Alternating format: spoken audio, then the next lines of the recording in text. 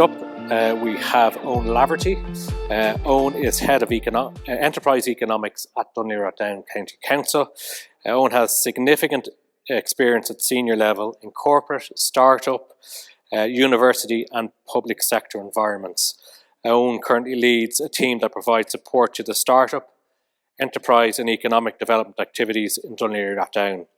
As an engineer with over 25 years experience in product development, working for Philips Electronics, Magna Donnelly Design Partners, he previously ran his own technology company specialising in bringing products to the marketplace. Owen Laverty, you're very welcome. You're going to talk to us about digital trading online vouchers and DLR Lean. Very much, everybody. Thanks very much, Conor. Good afternoon. I'm delighted to have the opportunity to talk today and be part of this great lineup for Innovation Week.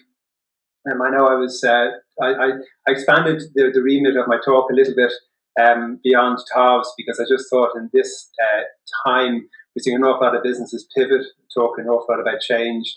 I think it's a subject that I've just expanded the talk into a little bit. So the new title is How to Innovate in a Rapidly Expanding Landscape. I think there's a quote that always strikes me and always comes to mind when you're talking about innovation. It's the pace of change has never been this fast, yet it'll never be this slow again. And that was from Trudeau in Davos in 2018. And we're all seeing massive acceleration, particularly as Jim was referring to for retail shopping habits. An awful lot of retail has gone online, but there's innovation all around. And just to I'm trying to click here. Sorry, I'm not getting my clicker working here for some reason. Okay, there we go. Another quote, and this is my last quote of the afternoon. It's Jack Welch, the former CEO of General Electric, who were the darlings of the stock market for a very long time in the US, and they've always been at the forefront of innovation. And I just like this quote saying that if the rate of change on the outside exceeds the rate of change on the inside, the end is in sight. Now, bearing in mind, General Electric always strove to be at the forefront of innovation. You don't have to particularly be at the forefront, but I think you do have to be close to it. So, if you ask yourself the question, when is the last time you purposely innovated to deliver value to the end user? And the end user piece in this quote is extremely important, because you should look at whatever innovation you're looking to do. If it doesn't have an impact to the end user in some way, shape or form, you do have to question it. The other bit for consideration is, when is the last time your competition purposely innovated? So, you need to be aware of what's happening around you, what your competition are up to, because, everyone is trying to compete in a small pool. There's limited resources in any market, particularly if you're in a niche market. So you do need to have your heads up and see what's going on around you. And then also, have you spotted an opportunity in the market or your organization, but you don't know how to innovate to seize that opportunity? And that's very real in many organizations. Maybe the culture isn't right, the opportunities aren't right to actually get your voice heard, or there isn't a system in place to allow that innovation to be considered or enabled. So in terms of innovation readiness, different companies have different stages of innovation readiness, and they can be cultural, knowledge of the IP landscape. Have you financial knowledge around innovation? Do you know about the tax breaks? Do you know about the knowledge box? Do you know about supports? So what kind of supports are out there? And I'll be talking a little bit about that later on. And what's your domain knowledge in the space? And also, what's the skill set in terms of technical development and marketing development or sales development, whatever area you're looking to innovate in. So a lot of people get confused about innovation, and I've been in the innovation space for probably 30 years now, and it means different things to different people, and that's fine. I just give you a couple of examples. A good example of what I call deliberate innovation is there's a 15-year-old called Jack Andraka. And I met Jack at a Wired conference in London. I used to travel quite a bit to conferences to try and understand the latest in technology and trends and thinking. And I think it's really important because, I have a lot of clients who would be advising, and we'd see quite a lot of requests for support. So we need to feed back into those clients what's actually happening on the ground, or even to be able to assess whether or not they're up to speed in their space.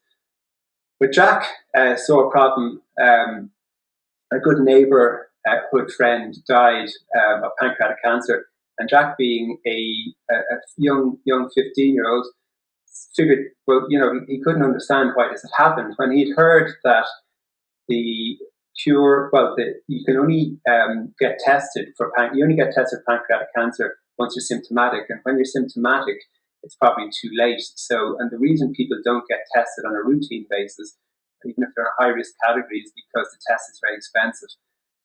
So Jack went about using his summer break to basically have vials of chemicals and biological samples and etc. in his kitchen. He moved on to working in a university lab after pleading with a local professor, and he ended up inventing a system for developing a very, very low-cost test for testing whether or not pancreatic cancer was a health challenge for somebody.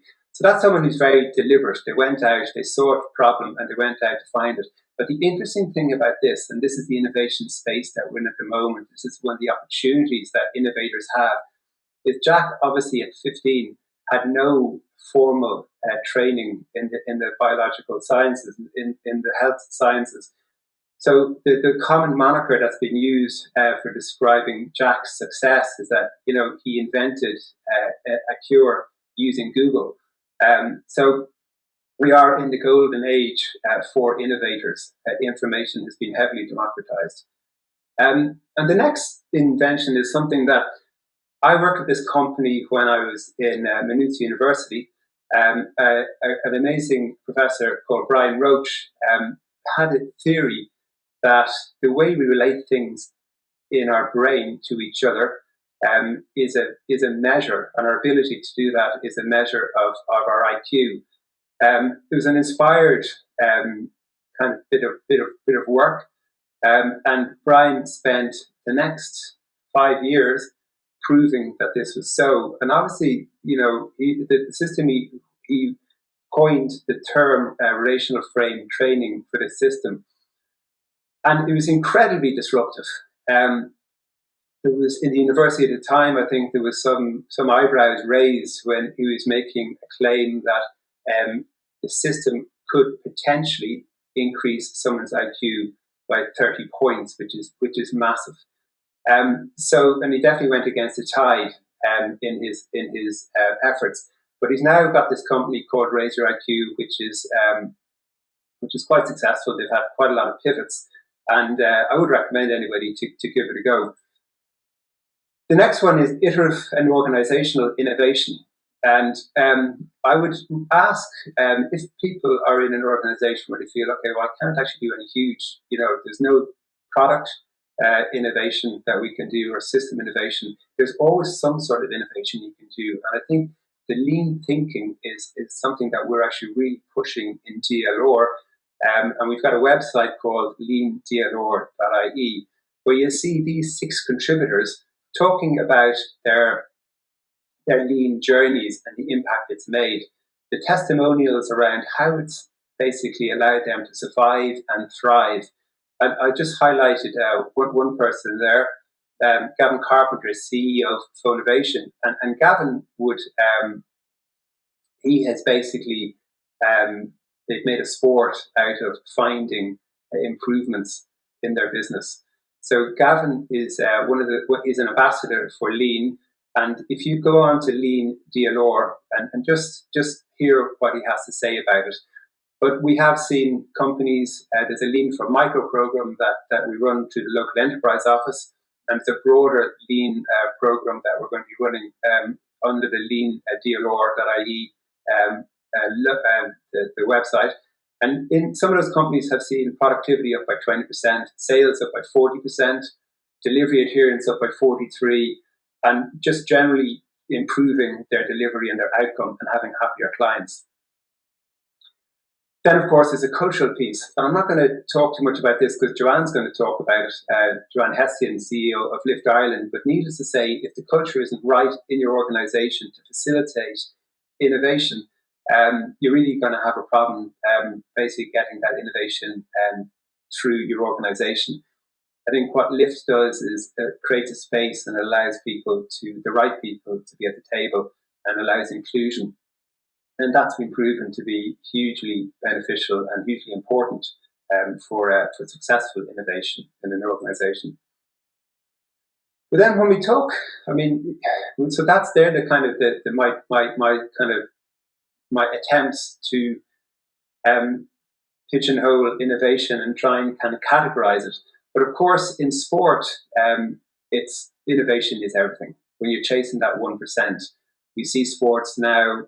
Those tiny level of improvements are necessary to win, especially at the highest level. And just to give you, I'm a big sailing fan, and an example, I guess, of innovation. The America's Cup is a highly technical event with all the latest innovations in boats, and this next year we'll see boats going at 50 knots, which is faster than the wind, which is just incredible. But a big innovation, an innovative way of thinking, why New Zealand won the cup last time round is they replaced the pedestal on the right hand side. In the big picture, you'll see this what is called a coffee grinder, where guys are using their arms to power the boat up, power all the systems in the boat, and keep everything going. It's when you use your arms, you're collapsing your lungs and you're reducing your capacity to take in oxygen, and so it's more tiring and it's harder to have a sustained effort. The Kiwis very imaginatively decided to use bikes, and they put 4 or 5 guys on bikes. They're much able to produce more power for longer and more sustained effort. And interesting enough, they're actually able to their position allows them to be more aerodynamic. And then, of course, the IRFU, Ireland invented the choke tackle, which served us very well for a long time. Dublin football team, they've been incredible in the way they've innovated, and not just in the way they planned their game. I think when you hear the team players speak, the organizational innovation that's taken place becomes very apparent if you know what to look for. So these teams have been proven that innovation has been key to winning, especially in sport, where the margins are so small. Indeed, there's a company called Kitman Labs in Ireland, and many companies like that who are just continuously measuring output for teams. So that's a lesson for companies to be continuously innovating, continuously reflecting. And it's not something that you just do once and forget about. It's something that you have to have. It has to be a habit. So it is a great time to innovate. The cost of design and manufacturing has come down rapidly. It allows you to discover and to fail cheaply and quickly. And companies are actively looking for opportunities. So if you are an innovator, companies are looking. Big corporates know that they don't always have the best minds and the best ideas, and they're always looking to get cozy and get close to smaller startups, especially when they're disruptive. And there are opportunities to get bought by those bigger companies. And then, of course, going back to Jack and Draka piece, information has been democratized, and so it's never been easier to get information. And of course, there is significant state support. But don't forget selling. Selling has got it evolved like everything else. You can see from the graph there, year on year, Dublin selling online is up 43% in Dublin, it's up 41% in Ireland. So selling now is increasingly complicated. So do you need to have to figure out how you're actually going to innovate how you sell? Are you using data right? Do you understand the algorithms? Do you understand Google properly? If you are interested in getting online, we have a trading online voucher, and you can go to the local enterprise office in Dunleary or anywhere your business happens to be located, and get access to that trading online voucher. So that is at the moment it's a 90% funded program of up to €2,500 in spend. That may change, but at the moment it is 90%.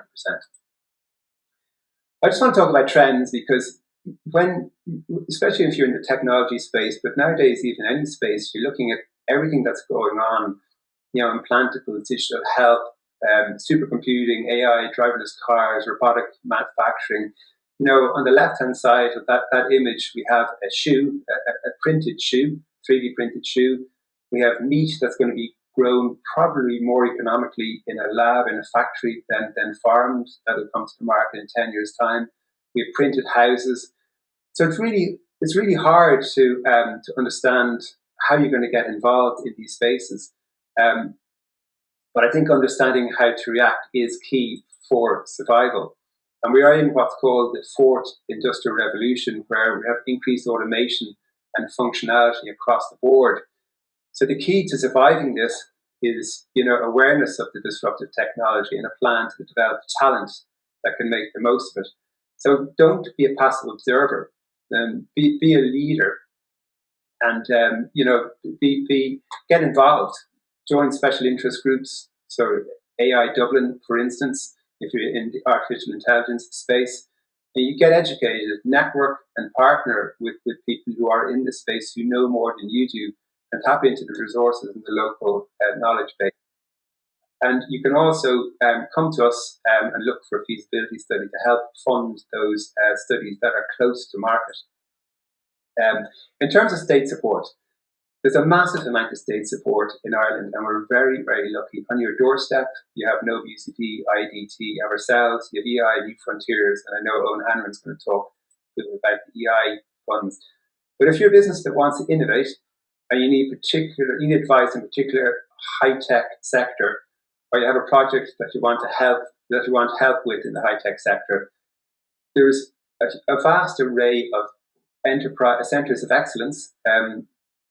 You can see here there's EI centres of excellence, and they all specialise in various different elements of technology, and they have up-to-date knowledge in this space, and their role is to support Irish industry. And there are ways you can tap into those, and I'll talk about those in a second. And then at Science Foundation Ireland has 17 of these centres, which you can go to for advice and help. So if you are like a company that's wondering, God, I'm so far away from where I need to be, how do I tap into this knowledge base? These are great assets, and they're national assets. And there's a great tool if you go to kti.ie, that's knowledgetransferireland.ie, and if you go to on the first page, on the landing page, if you scroll down a bit, you'll see a button there saying for try the RD&I funding tool, and that will guide you through the various funding supports that are available. And I highly recommend that you look at that. So how do you ensure longevity in this accelerated world? I think you have to work closely with the future makers to have a chance of being a leader. Make sure you partner and innovate. Plan to be disruptive, but know your options if you are going to be disrupted. Develop flexibility in your organization to allow quick pivots. And Lean is a great tool for allowing you to do that. When I was talking to Gavin Carpenter, CEO of Phonovation, who's the Lean ambassador, they were able to work remotely within 6 hours. And know where to look for government support. You can come to us at localenterprise.ie/DLR for information on the trading online vouchers and the feasibility study grants, and Agile as well, but I know Owen's going to talk about that. But our doors are always open. So I guess wanting to change and doing so are two very different things, and an outside perspective is often necessary to break the deadlock. So with that in mind, the LEOs have come together and developed a program called the Breakthrough Innovation Program, and it'll help companies So I'll just go back there for a second. There's the breakthrough innovations.ie at the bottom of the page there. And that will help you get started in your innovation journey. And a quick overview of the content of that is here. So it'll allow you to evaluate all the way through to implement your innovation requirements, your innovation needs. So that's a whistle-stop tour of and I hope that what it will do is give people a bit of context and give them a bit of direction if they are wondering, how to be at the cutting edge and how to take part in what is a very fast and soon to be even faster environment. Thank you very much, and I look forward to the panel later on. Owen Laverty, thank you very much.